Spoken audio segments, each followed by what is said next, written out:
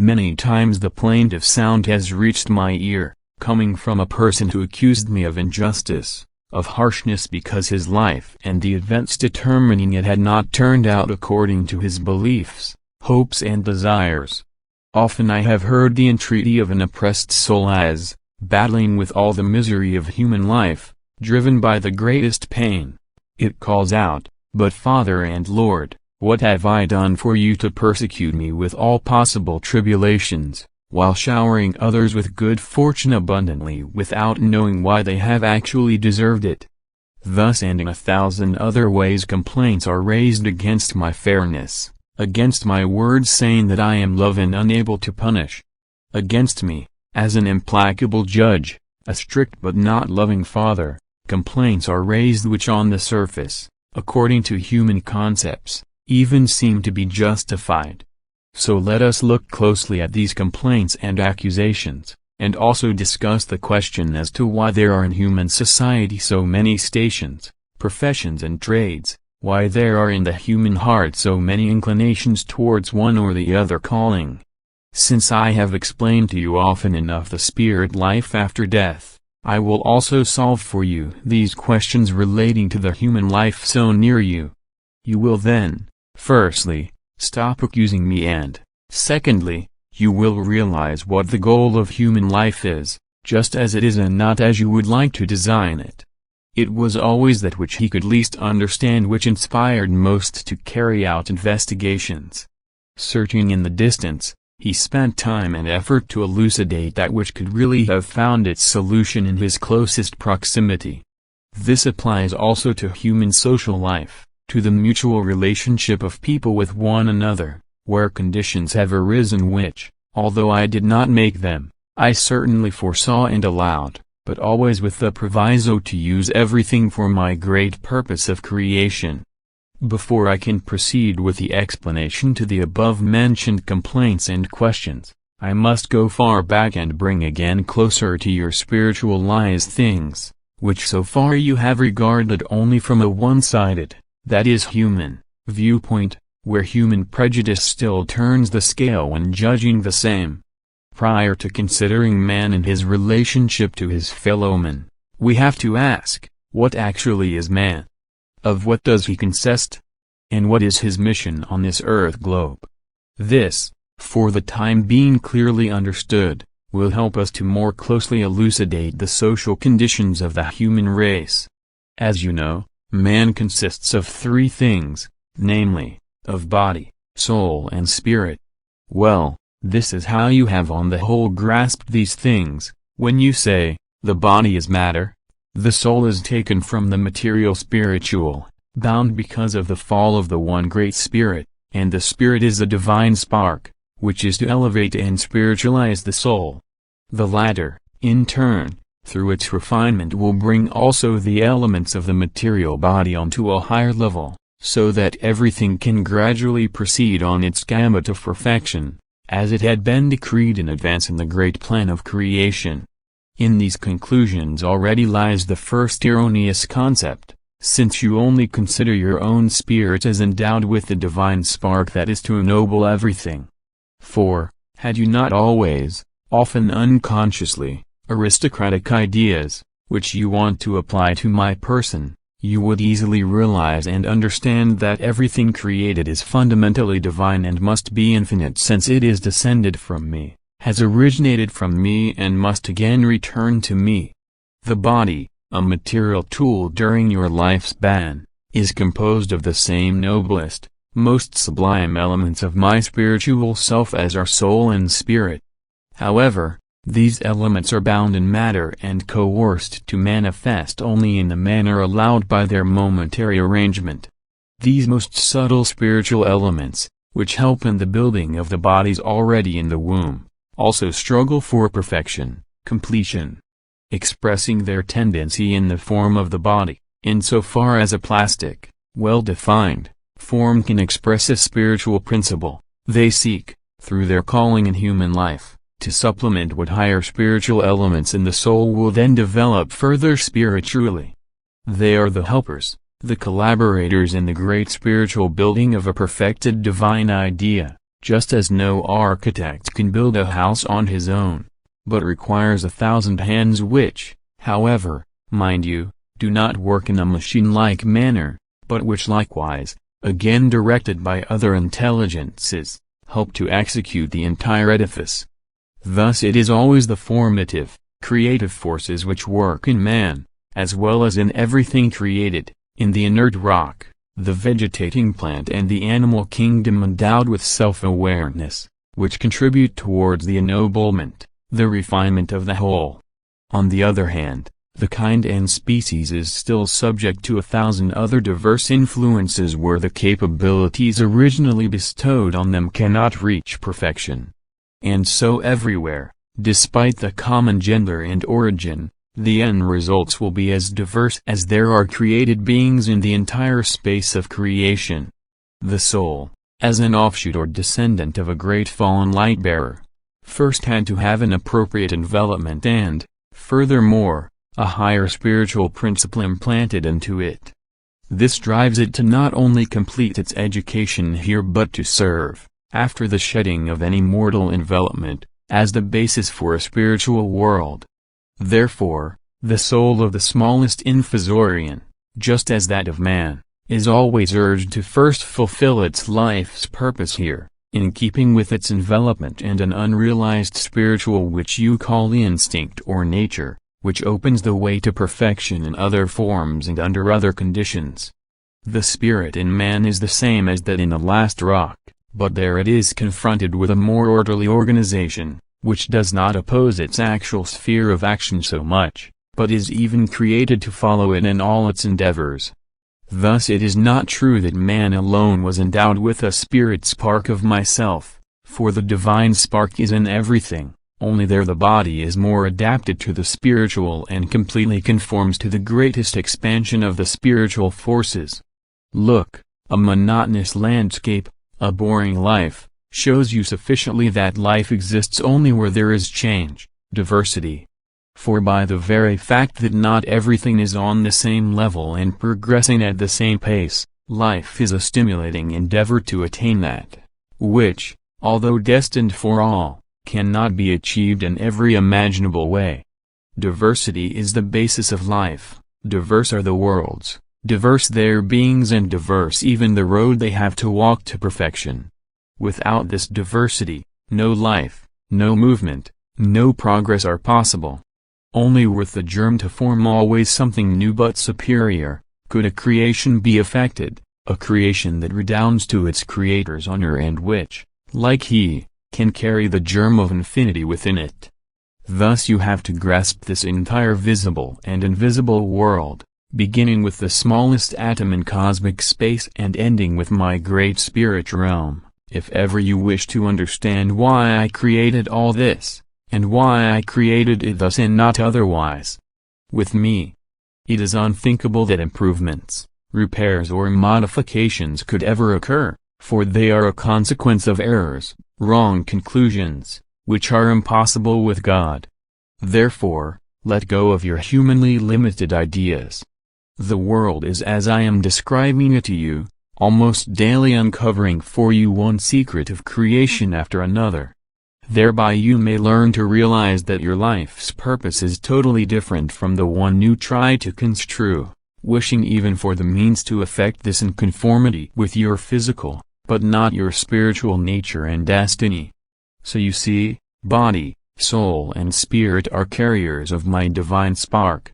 And as the diverse manner of expression in and through the same again makes mankind diversified, so also with the increased contact among people this diversity of capabilities must bring about diverse professions and trades which, on the whole necessary for a communal life, needed diverse arrangements. In another word, I have already told you that everything created, beginning with the first spiritual atoms, absorbs various substances and must, therefore, manifest in various ways. In man, who, composed of all the elements of this earth, represents the last member or compendium of the whole earth globe, this diversity of all that which is spiritual must be even more pronounced. For he, in the manner of communication of his thoughts and ideas superior to everything else, is also capable of letting his own spirituality shine through and of making use of it. Hence also the inclination for one or the other occupation, partly through the impression from early youth, partly through the elements prevailing as inherited spiritual possession during the act of procreation.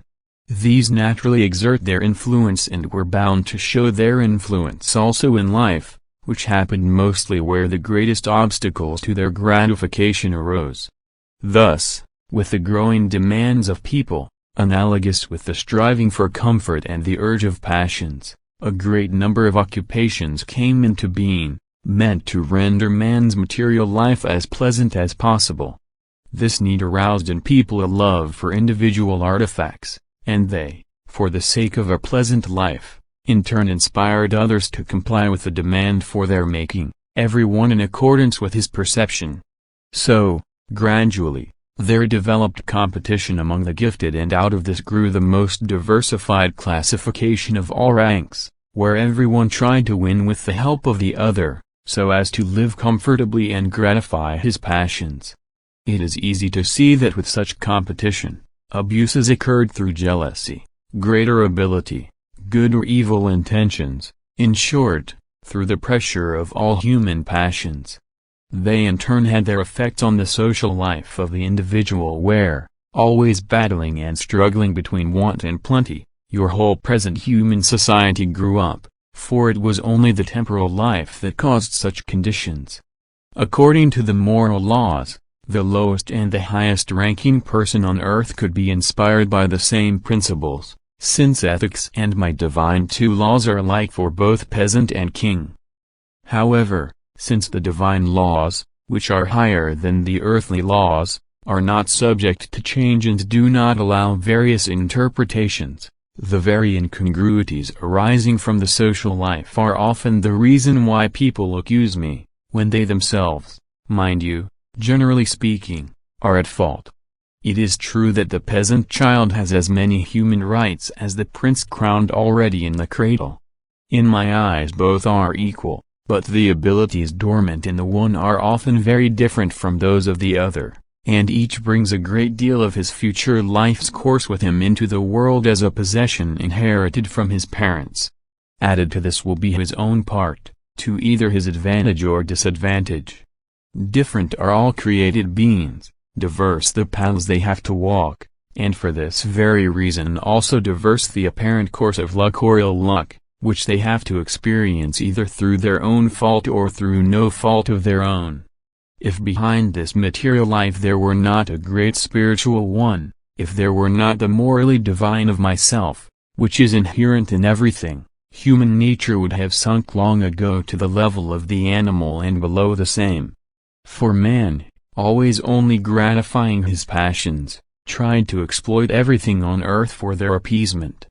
However, material things can only give temporal, and often only momentary, bliss because spiritual elements that have become coarse and dark cannot unite with sublime, subtle ones, so that all worldly happiness is of short duration.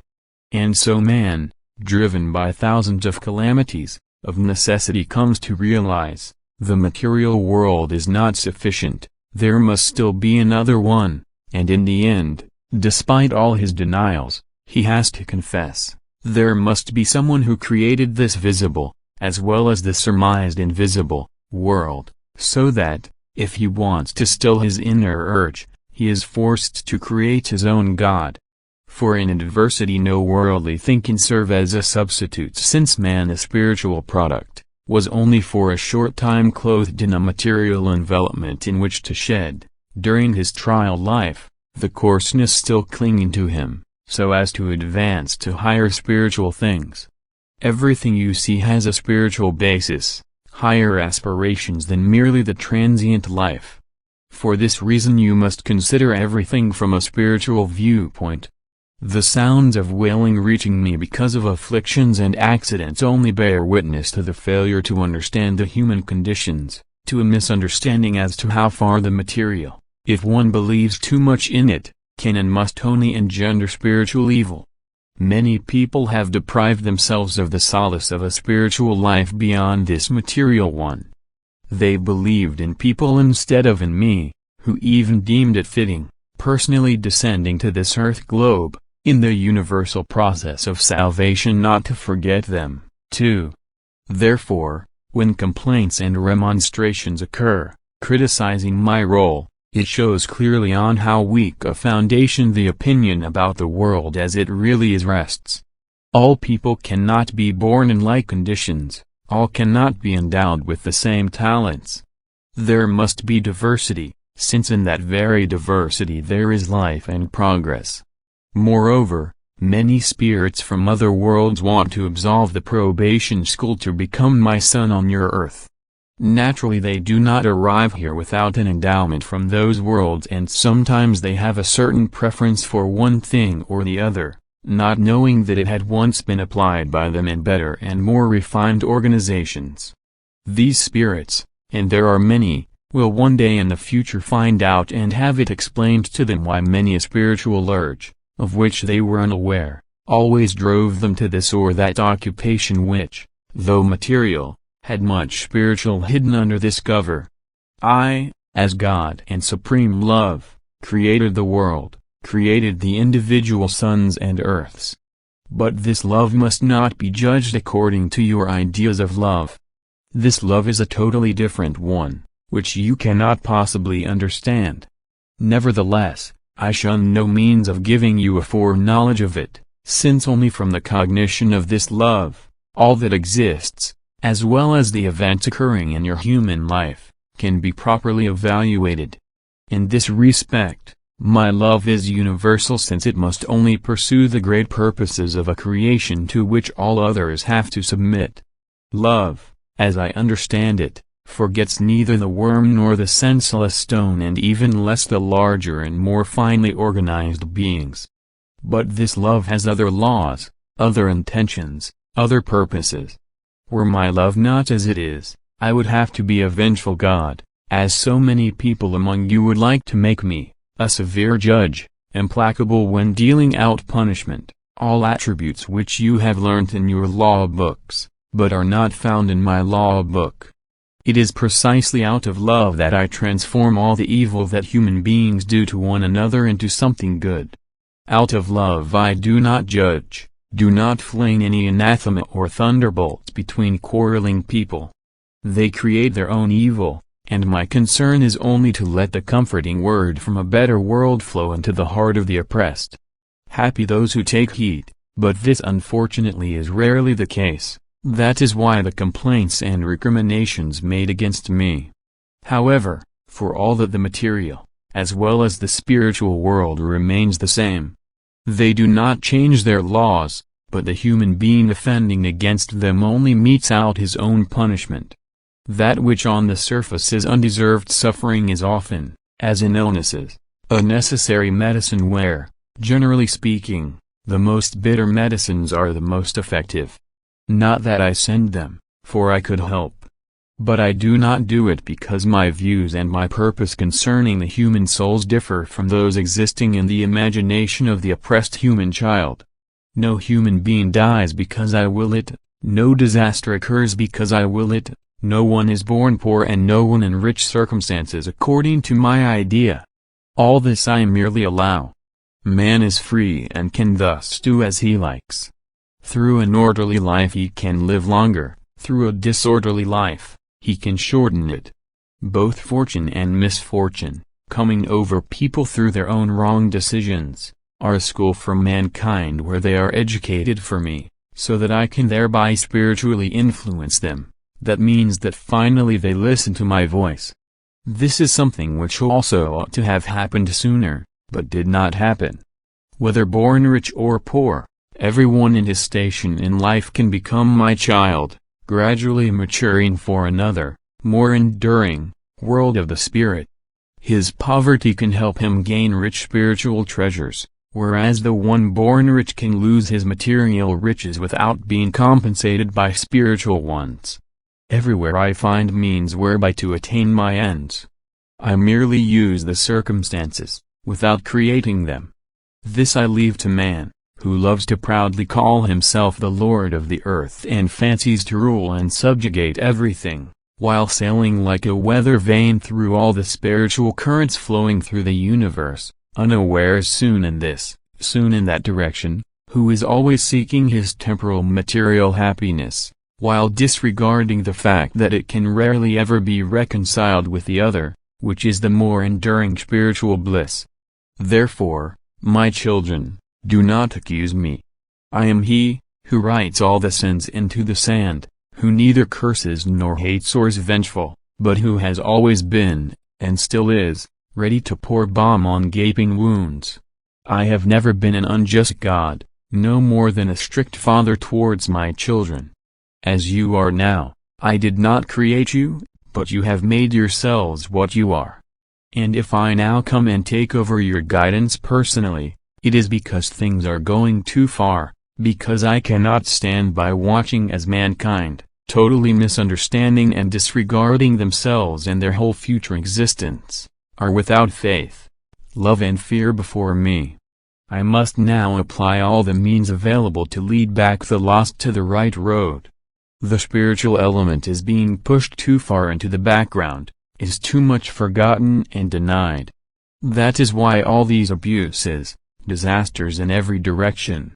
And when many a sufferer cries out to me, a sign that he at least still believes in me, it is up to me to show him with few words that his suffering does not come from me, but that, if he wants solace for this tribulation, he can find it only with me.